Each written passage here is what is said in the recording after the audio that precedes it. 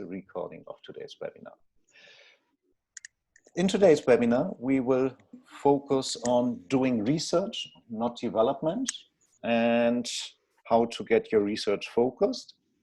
The main learning outcomes will be that you hopefully understand the difference in between research and development, and that research actually should be related rather to examining problem, but not to the development part, and that you can get a degree by doing research without development, but not the other way around.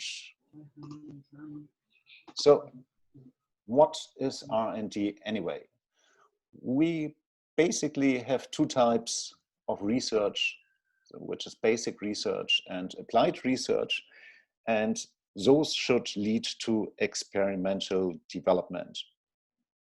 Now, basic research is more looking on the theoretical side, while applied research is directly geared towards the development of a product or service, and both of them actually should lead and support and guide us in any type of development that we are undertaking. Now the question is, what are doctoral studies about? Are they only about research, or are they also about development? Now I looked a bit around and found those three programs that explicitly also expect students to engage in experimental development. So it appears to be that development can be part of an official doctoral program. Having said that, you don't really need to do development. You could well only do basic or applied research alone, and that should be good enough to earn you the doctorate. But unfortunately, what we do see, at least for those students that carry out their research in the work environment, working on a concrete problem that they face each day in their work, that a lot of times the focus and excitement is towards the development part, but not the research part. And this is very dangerous because it really can put you off the track and misguide you. Now, in this slide, you see that on a time scale from T0 to T1, you might do experimental development. You first start over basic or applied research, and you might end up with something new. Now, the doctoral research, however, might I just mute those that, okay. The doctoral research, however, should focus entirely on the research side before the development starts and not on the other end. So what is the difference in between the one and the other side? Let's look at that. Now, in this slide, what you do see is that development can have a background starting from the research on the top and working towards the solution down. Now, in this scenario, you can have two focal points. The one is that you look into the problem end, and the other side is that you focus more on the outcome expectations. Now, let me go one slide back. Now, as said, this is a side once you're developing something new where the doctoral research is going wrong, and this is a side where you would look more into the solution end. You know, for example, you have a high fluctuation rate in your work environment, and you really want to minimize that. You don't want people to quit, so you're very much focused to make people staying within the company. So you test and try everything that could make people stay in the company. You will consult accordingly the literature, and this is going into the very wrong direction, because instead of asking the important question, why do people leave, you ask the not so important question, what can I do so people would be staying. And if you work over the solution focused end, this will certainly lead to a very different outcome than working over the problem based end. Is this making sense thus far to everyone? The difference in between problem focused and solution focused? Yes, thanks. All right. Because the problem focus is what will earn you the doctorate at the end, while if you focus on just the development part, this will put you very much into the wrong direction. And if on top of that, also the literature review and the entire theoretical foundation of your work will be geared towards looking into solutions rather than into the problem, and then the entire work and the entire actions will go into the wrong direction. And unfortunately, this is something that we see with many students happening, and one of the main reasons for this is exactly that you're carrying out your work within a work environment. The problem is a very practical one, and therefore you're more geared towards the solution end, and all of the interaction also with stakeholders with whom you're engaged are much easier ending up looking in the business case, how things are looking in the work environment, and thereby how change could be happening. And this then leads up to talks that are very much geared in working towards solutions rather than looking into the problem end. Now, however, having said that, both can actually be brought together, means doing development as much as doing research, and focusing on the research problem rather than on the solution end. Now, in this case, for example, what we see here is a change idea that is taking place. So we have an idea, T1, that is developing further over time, and we have a number of actions, and those actions in the business environment are geared towards rather the development, while the actions on your research are more geared towards looking into the problem end. That means you can take on a duality of roles in your research by looking on the one side into the development aspect, but on the other side also staying focused on the research. The point here is, if you do have that awareness about the duality, it is much easier for you to understand at which end are you. For example, you're engaging with work colleagues and discussing change ideas, which obviously then will look rather into the solution end, but all of the records that you are taking and all of the works that you're doing for your research should be staying on the upper end and rather looking into the problem end. So this is a duality that can inform each other. And if you keep that awareness on that duality, it will also allow you to separate in between doing research on the problem, but also getting into the development, which is more geared towards working on reaching solutions in the work environment. Now, in this situation here, you see, you can use the data that you collect in the work environment and afterwards take it towards your research project by only evaluating those parts that are related to a problem.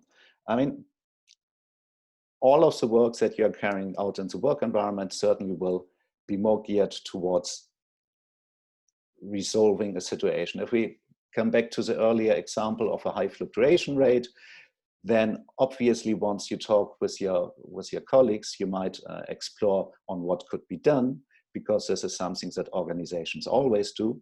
If you see, for example, here the ACT plan, do and study, the Deming cycle, this is a cycle that's very well established in the work environment, and any organization will work towards optimization. So this is a development that is going on anyway and permanently. If you understand that this development is happening, but that your research is needing to collect the data rather looking into the root of problems, but not looking frontward, then that can help you to do both at the same time. On the one hand, you're collecting data for your research, which is the upper end of the quadrant, while by the same time, you can work on solutions in the work environment. So I think understanding that both cycles, or that in both situations there can be cycles, like for example in the research environment, up we see the action research cycle, which is very similar to what can be seen in the work environment once we look into the into similar concepts such as the Deming development cycle and how things are developing. Do I still have people on board till now, or? That makes sense. All right. Are there any questions that you have from your work environment where you have experienced problems on staying, for example, on the development end or on the problem end? Okay. Now, initially we started once showing that if also the literature review is going into the solution development, then the research has gone really wrong, and it will be very difficult for you to come out of there. Now, with a clear view on the problem, however, it will allow you to get the literature review that you are carrying out for your research separated from any reading that you are doing for development within the work environment, and also, for example, for any reading and literature-based underpinnings that you're using in the work environment. So you can actually use the same literature for both purposes. Once you look into the roots of problems, you can use those parts for your research, but also once you see the recommendations and outcomes of research, that are those parts that you can take forwards for direct application and working towards solution. Now, having said all of that, you don't need to do both. I think what is important to know, however, is that just staying focused on the research, which will earn you ultimately your doctorate, is a very tricky thing to do if you're working within the work environment. If you're undertaking research in a lab environment, that might be much easier. As soon as it comes to work environment-based research, and as soon as you're engaging with colleagues on a day-to-day basis, it will be very different and difficult to just stay focused on the research side. So I think this is something that needs to be clear. But it, however, has implications once you're doing both research and development, and not only research. You must have a much higher knowledge about the organization. It's very important to get a good understanding about the problem. So to stay really focused for the research part on the problem end, but not on the solution end. So it's much more complex, and unfortunately, you work often over urgencies at the wrong end. Urgencies, for example, is there's something problematic, you know it's negatively impacting your organization, so you quickly want to have it resolved, which is absolutely against what you should be doing from a research perspective. There you should try to stay at the problem, to look at it, to fully study it, so you will stay much longer time inactive, and the problem will occur, obviously, for a much longer duration. So, and this is causing some friction, because you are tended to act towards solving a problem that you understand better and better. But on the other hand, by doing so, you also are hastily navigating into the solution-based end of the research and away from the problem-based end. So this is a dilemma that can be observed frequently. And you need to be really careful of not ending up to just move into the solution end. But there are certainly advantages of doing both, because you can't neglect real life and what is happening in your organization, because organizations change all of the time, and that change needs to be taken into account anyway. It needs to be taken into account because it impacts the way you are working, but it also needs to be taken into account because it will be a part of the data that you are collecting. So once you move from T0 towards T1, T2, T3, those are different points in time at which data that you collect will change, at which the situations that you observe are changing. So if you do understand the development process that is going on in the work environment, and if you do document this ongoing process well, then that also will be very rich data that you can be using for your research, understanding that you're only looking at the problem dimension of it, but not the solution. So you can take into account the ongoing changes, but just use the problem-related side of the data, so to support your detail. Now, having said that, it's a D as a devil in the detail, because it's very challenging. And I think you need to ask yourself, do you really have the comprehensive organizational knowledge? And do you have the prior problem understanding, so to engage in both? Because if not, there is a likelihood and chance of just you ending up in testing randomly solutions. And this obviously will not provide you with any of the data that you will be needing for your thesis research. Now the question is, how do you avoid to focus just on random solution? Well, in theory, it's quite simple, by focus on the research end and not on the solution end. And usually, if you try to do that and engage with your colleagues on that level, it also can help you to find a common vocabulary. For example, if we look into things and concepts that are very well known in the work environment, such in this situation, the Deming cycle, then you see that it is very similar to constructs that are used in the research, such here as the action research cycle. They are just called differently, but you can use the same approaches and the same principles for both to engage with your colleagues using the terminology that is used in the business environment, such as engaging on concepts such as the Deming cycle, while for your thesis research, you stay focused on using the theoretical context.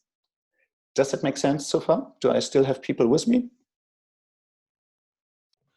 Yes. Yes, thank you. Okay. Are there any questions before we come into the final part? Okay. Now, in the final part, we see how can that help you to get into your thesis. Now, on the one hand, it can help you to reduce noise. So if you document very well the development process and of what you are doing, if you understand the move from initially T0 over the different development stages. It can help you to remove noise and to establish boundaries. Boundaries are crucial for you to get your research focused. And we have been running a webinar dedicated on that. So you might also want to look into the recordings of that, how to establish boundaries. And those boundaries can then help you to derive the thesis structure directly from the documentations that you have been doing. Now, while this here looks nicely linear, I think it's important to say that research is not a linear undertaking. So let me move back to this slide. While the development from T0 to T3 here looks very nicely and tidy, with clear points in time at which you engage in evaluation processes and in data collection. In practice, research is not going this linear way. There will be a way front and back, and it's much more muddled. So I think it's not going to look like that. And once you're aware of that fact, it can help you to not getting lost in it. In the final part, and the main message, if you want to be more on the safe side, I think you rather would want to focus on only doing research without trying to do any development. This is entirely fair and fine, and it will reduce much the level of complexity. Now, if you say, however, this is not an option because the concrete is real, the concrete is worked on anyway, then so be it. And you might also engage in development. But do that purposefully and try to document really what are you doing for development purposes and what are you doing solution geared and what are you doing for research purposes and what are the underlying problem areas that you're really looking at. With this, we come to the end of the recorded part of the webinar, and we'll stop the recording here.